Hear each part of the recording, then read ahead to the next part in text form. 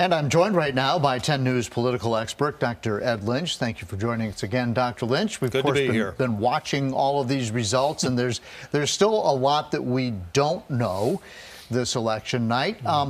But having said that, are we seeing this Republican red wave, as they call it, materialize the way we thought that it might happen before the polls closed? Well, I don't think it's going to be as high or as strong as the polls seem to indicate. As Brittany just said, there were 3 key congressional races here in Virginia, and the Republicans won 1 out of the 3, which indicates they will win the House of Representatives, but not that 40-seat landslide that they were hoping for. Yeah, and that, again, is one of those, it's not, all those seats are all across the country. That was one of those indicator races that everybody was looking at. So they win here, it's a red wave. They win here, it's how high is that wave going to be. That's exactly right. So do you think Republicans will be happy or sad when the dust all settles and we know the results of this election once everything is counted? Probably won't be till tomorrow morning or later. It may be considerably later than that, depending on what happens in the Senate races. I think the Republicans will be happy with their win in the House, which is likely. This puts them in a position to stop a lot of the Biden agenda. Some of the more radical proposals, like adding states or packing the Supreme Court, those things are dead on arrival now if the Republicans take the House. But they can't help but be a little bit disappointed, maybe very disappointed, in the Senate results, because they had visions of maybe 53 seats in the Senate, and it looks now like they'll be very fortunate if they get that 51st seat. Yeah, so they needed to pick up, what, 1 to have the majority. That's right. And that may not even happen as we're sitting here right now. And I say may not because there's still a lot of there are a lot too close to call. A lot of votes out, and they have to defend Pennsylvania.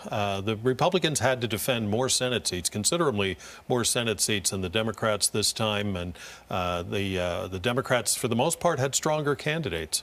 Okay, so who's the big winner tonight? When you look at everything that we know right now, who's the big winner tonight on either side? The big winner for the Republicans, no question, is Ron DeSantis. Ron DeSantis ran away with his race in Florida. Marco Rubio was also a big winner. I think Ron DeSantis takes the lead for the Republican nomination in 2024 tonight.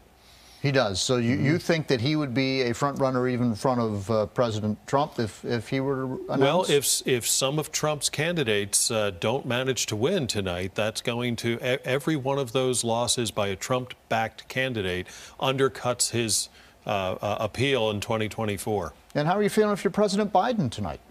If you're President Biden tonight, you're probably feeling encouraged, and you're probably thinking that maybe things aren't so bad for you. And the bad news for the Democrats is that means that the nomination for the next time is still very much up for grabs. I think many Democrats hope they could kind of ease Biden out if there was a big loss tonight and start afresh, but I don't think that's going to happen. All right. And the Democrats, as we look at city politics here in the city of Roanoke, Democrats did very well tonight in terms of city council elections. Well, city council in Roanoke, is pretty solid blue. The Republicans had to make those into national races on national issues.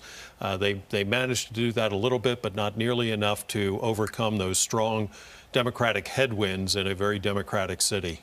Okay. Dr. Ed Lynch, thank you very much for joining us. Thank you.